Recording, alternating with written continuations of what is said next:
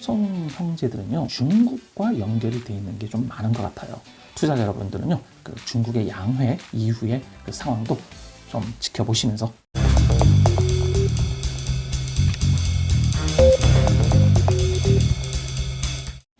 안녕하세요, 밀쌤입니다.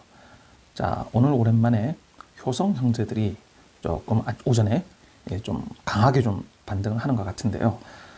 물론 지금 갈 길은 멀었습니다. 지금 보시는 게 효성 TNC입니다. 며칠 좀 올라가는 모습이 보이고 있고요. 아마 기관들이 지금 들어오는 것 같습니다. 첨단 소재입니다. 똑같이 반등을 조금 주고 있죠. 효성화학 역시도 제일 먼저 조금 주긴 줬는데요. 요즘 조금 조정을 좀 보이다가 오늘 조금 다시 올라가는 그런 모습을 보이고 있습니다. 하나투자증권에서요, 그 효성 가족들을 분석을 해서 좀 보고서를 올려놓은 게 있어서요. 같이 한번 봐보겠습니다. 자, 2021년, 즉 4분기죠. 4분기 컨센이 10% 정도 하회를 했다. 이유입니다. 자, 중국 전력난 및 춘절, 그리고 올림픽을 앞두고 12월 판매 가격 있죠? 하락세고, 그리고 중국 외 지역은 여전히 강세이다. 즉, 스판덱스가 그 중국에서는 좀 많이 그 판매 가격이 좀 내려왔지 않습니까? 그렇지만 중국 외 지역인 뭐 전혀 문제가 없다. 이런 부분이겠죠. 자, 그리고 얼마 전에 일어났던 그 울산 공장 있죠? 화재는 이익에 미비하지만 그렇지만 영향은 있을 것이다. 특히 거기가 그 나일론 공장이지 않습니까? 그 나일론 공장에서 거기서 불이 났기 때문에 뭐 혹자는 그런 말씀도 하시더라고요. 나일론 공장이 굉장히 좀 오래됐기 때문에 그 부분에 대해서는 그 화재 보험에서 다 받고, 그리고 공장을 좀 신식으로 좀 바꿀 수 있는 기회도 되지 않겠느냐라는 말도 하시는데요. 자, 일단은 그 나일론에서 그 첨단 소재, 그 형제, 효성 첨단 소재가 그 타이어 코드에서 그 나일론을 그 효성 TNC로부터 공급을 받았었잖아요.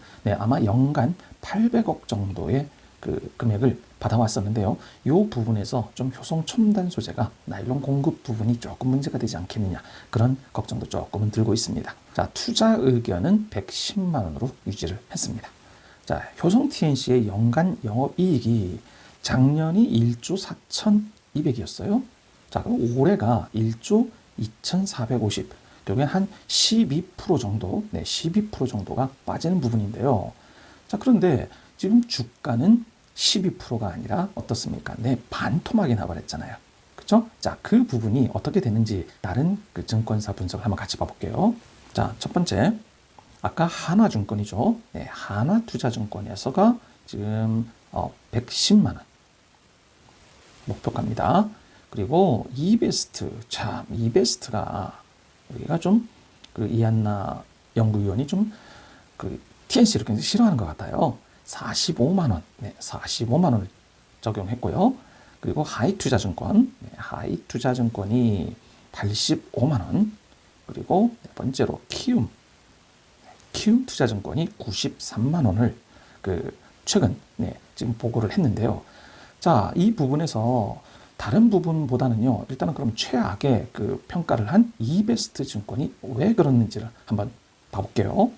그 이안나 연구원은요, 스판덱스 그 판매 가격이죠. 스판덱스 가격이 8월에서 9월 정도는 톤당 78,000 위안이죠. 위안. 요거였는데 지금 2022년 1월에는 요게 58,000원까지, 58,000원까지 내려왔다 이거예요.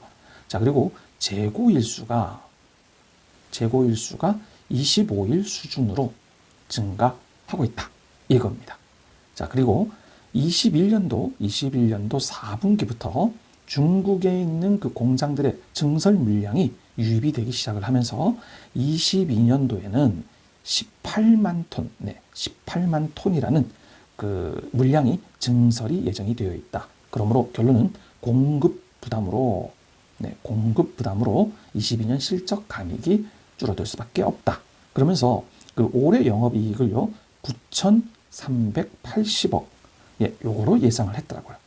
자, 요 부분이 문제인데 9,380억이라고 아까 얘기를 했는데요. 그러니까 하나투자증권에서는 얼마였습니까? 22년도가 1조 2,454억 이 정도 였잖아요. 예. 그러니까 지금 여기에서 굉장히 큰 차이가 나는 거죠. 그리고 제가 그 효성 TNC 그 IR 담당자에게 직접 작년에 전화를 해봤지 않습니까? 그러면 그 담당자들도 올해도 무조건 1조 이상이 나올 예정이다라는 자신감을 보였었는데 그 이한나증권은 어떤 의견에서 이렇게 적게 잡았는지, 자, 요 부분이 그 이베스트에서 적게 그런 목표가를 산정한 이유인 것 같습니다. 자, 그럼 한번 저희들이 다른 그 회사의 데이터를 한번 봐볼게요. 국내 스판덱스 가격 추이입니다. 자, 제가 그 효성 담당자하고도 통화를 할 때요, 그런 얘기를 하더라고요. 그 모 증권사들이 그 스판덱스 가격을 중국 쪽에서 들어오는 그런 정보를 받아서 그거를 가지고 판단을 하는 경향이 있다. 이런 얘기를 좀 하더라고요. 국내 스판덱스 가격은요, 물론 작년 12월까지인데 좀 분명 올라가고 있는 상황입니다. 그렇죠? 하이투자증권에서 발표한 그 부분인데요. 자, 이 파란색 부분이, 이 파란색 부분이 국내 스판덱스 수출 가격입니다. 자, 수출 가격이 지금 올라가고 있단 말이에요. 그리고 그렇죠? 중국 내 그 40D라는 스판덱스 기준이 지금 이한나 연구원이 말한 것처럼 58달러 요 정도 선까지 내려온 걸 볼 수는 있습니다. 중국 내 스판덱스 가동률, 가동률은 지금 떨어지고 있죠. 자, 그런데 그 재고 일수가 지금 30까지 갔네요. 즉 아까 25일이라고 한 부분은 이 중국 부분은 맞는 것 같아요. 스판덱스를 만드는 그 재료, 그 중에서 PT, MEG 그리고 BDO가 있잖아요. 자, 이 BDO는 효성에서 만들질 못하기 때문에 이 BDO 가격이 올라가는 부분은 효성 TNC에는 부정적인 게 맞습니다.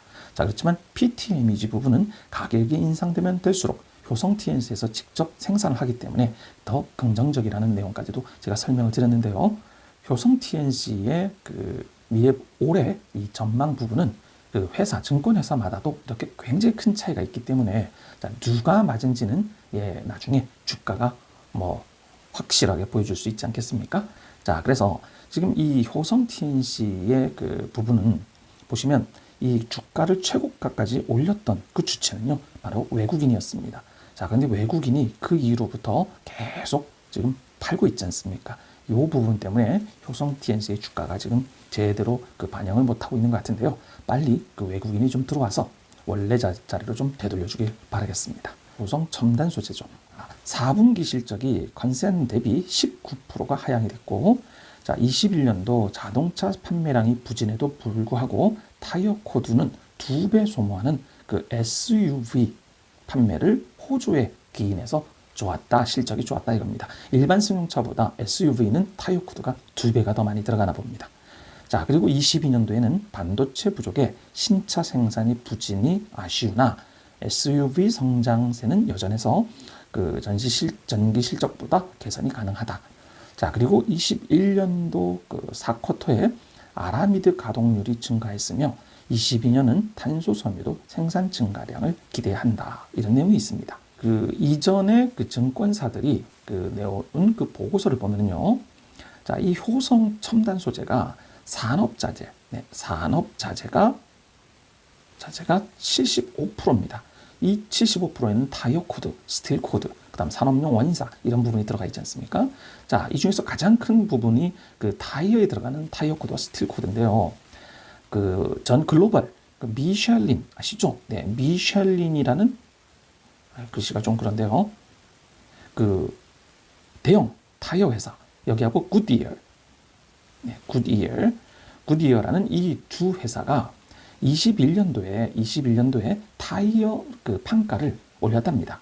자, 게다가 22년도 올해죠. 올해 1월에 그 미셸린, 이 미셸린이 타이어 가격을 6%에서 15% 정도 인상을 할 예정이다. 이겁니다. 아마 지금 했겠죠. 자, 그래서 이 본사, 즉 효성첨단 소재가 추가적으로 타이어 코드를 인상할 가능성이 있다라고 하이투자증권에서는 얘기를 하고 있습니다. 자, 그리고 저희들이 그 꿈을 먹고 사는 그 섬유 있지 않습니까? 네, 탄소 섬유죠. 이 탄소 섬유가 21년도 영업이익은 21년도가 30억이었답니다. 자, 그런데 이게 올해 22년도에는요 90억으로 올라갈 예정이고요. 그리고 23년도에는 160억, 그리고 24년도에는 300억으로 올라갈 예정이라는 거예요. 즉 3년 만에 10배가 매출이 뜬다는 거죠. 매출이 아니죠. 영업이익이죠. 네, 영업이익이 이렇게 뛰어 올라간다는 거예요.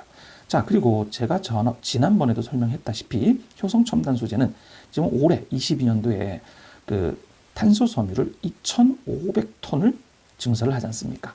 당연히 그러면 규모의 경제가 이루어질 수 있다 이겁니다. 게다가 아라미드 있죠. 네, 아라미드 저번에도 한번 설명드렸습니다. 방탄 조끼 같은 거, 뭐 이런 거, 그리고 그 피복 있지 않습니까? 광 케이블의 피복에 들어가는 이런 부분들이 작년 10월 달에 그 증설을 했어요. 그래서 정상 가동이 지금 돌아가고 있는데 매출이 이 아라메드의 매출이 1,135억이고요. 그리고 영업이익이 185억 정도의 그 규모를 일으키고 있고요. 그리고 수익성이 10% 후반, 그래서 19% 정도까지 이렇게 올라가고 있는 과정이다. 이런 내용입니다. 자, 그래서 이 효성 첨단 소재의 그 목표가는요, 이베스트, 이 이베스트 이안나 연구원은 이 효성 첨단 소재는 굉장히 좋아합니다. 이베스트에서는 85만 5천 원을 제시를 했고요. 그리고 하이투자증권에서는 93만 원을 제시를 했습니다. 효성 첨단 소재의 그 영업이익 있지 않습니까? 영업이익이 자, 이 올해, 그러니까 작년이죠. 작년에 요만큼 4,370억 정도의 영업이익이었는데, 자, 올해는 거의 비슷하게 조금 더 높이 올라갈 수 있는 상황이기 때문에 작년에 그 슈팅을 해줬던 그런 부분이 다시 한번 이루어지면 이루어지는 것도 전혀 불가능한 건 아닌 것 같은 그런 생각이 들고 있습니다. 효성화학입니다. 자, 효성화학을 보니까요, 12월 PP 폴리프로필렌이겠죠. PP 가격이 하락으로 PDH 마진이 축소가 되었다. 자, 그래서 3쿼터에 요만큼이었는데 요만큼 마진이 줄어버린 거죠. 289억 9달러 정도로. 자, 그리고 베트남 설비에 트러블 문제가 좀 생겼나 봐요. 자, 그리고 국내 정기 보수를 진행을 해버리기 때문에 당연히 그 4쿼터 부분이 조금 많이 적자가 지금 이렇게 된 거죠. 자, 그렇지만 그 폴리케톤 제가 지난번에도 한번 올려드렸죠. 이 폴리케톤 요 탄소 같은 거를 만들어서 굉장히 강철보다 6배인가요? 그런 강한 그런 어떤 부분인데 이 가동률이 증가가 됐고, 그리고 뭐니 해도 요 NF3 요거 판매 호조는 긍정적이다. 이런 부분입니다. 자, 이 효성화학의 NF3 그 생산 능력인데요. 자, 보시면 NF3가 굉장히 지금 올라가고 있지 않습니까? 자, 그러면서 그 21년도 4분기에 NF3 2,000톤, 2,000톤을 증설을 했지 않습니까? 자, 그러다 보니까 추가적 수익이 개선이 될 가능성이 있다. 이런 내용입니다. 게다가 그 국내에서 이 NF3의 가격이 지금 이렇게 계속 올라가고 있는 상황이지 않습니까? 그래서 매번 요즘 뉴스에 나오는 게 이 NF3의 그 매출, 수주 내용을 공시에 올리는 그런 상황을 봐서는 2달에 한 번씩 이렇게 올라오더라고요. 굉장히 긍정적인 부분이 아닌가 싶습니다.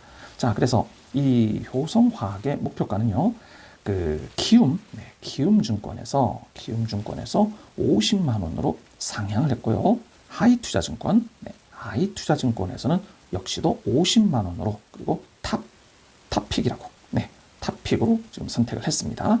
그리고 이베스트는 역시나 이베스트는 짜네요. 이베스트는 30만 3천 원을 제시를 하고 있습니다. 자, 그러면서 특히 하이투자증권에서는 50만 원을 얘기를 하면서요, 그 22년 기준으로 퍼가 6배 정도밖에 안 되고 있다.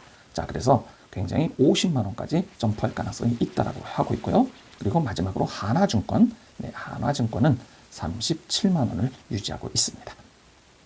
러시아에서 유럽으로 그 천연가스를 지금 못 들어오게 됐잖아요. 그러다 보니까 지금 천연가스 가격이 지금 고공행진을 하고 있습니다. 자, 그런데 다행히도 LPG일 경우에는 그나마 조금 안정적이더라고요. 자, 그러면 LPG 가격이 그 효성화학에는 굉장히 중요한 부분이기 때문에 이 LPG 가격이 어떻게 되는지 그 부분을 저희 투자자들은 조금 유심히 좀 쳐다보고 좀 준비를 해야 될 것 같습니다. 효성 형제들은요, 중국과 연결이 되어 있는 게 좀 많은 것 같아요. 자, 그러다 보니까 지금 중국에서 그 춘절이라 하면 1월 31일부터요. 그 2월 6일까지 거기에다가 뭐 중국이라는 데가 워낙 넓다 보니까 고향을 갔다가 돌아와가 하는 게 한 1개월 정도가 좀 소비가 된답니다. 자, 그때 보니까 이런 부분 때문에, 그리고 또 월드컵이 아니죠, 올림픽이 있었지 않습니까? 그러니까 이런 부분 때문에 중국 부분에서의 그 소비가 그리고 생산이 조금 효성에는 굉장히 큰 어떤 부분을 영향권을 주는 것 같습니다. 그 3월 그 6일인가요?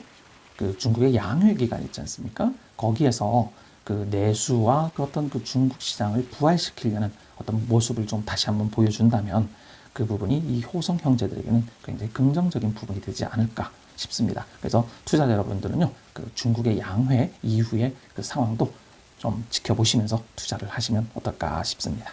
자, 오늘 하루도 즐거운 하루 되십시오. 감사합니다.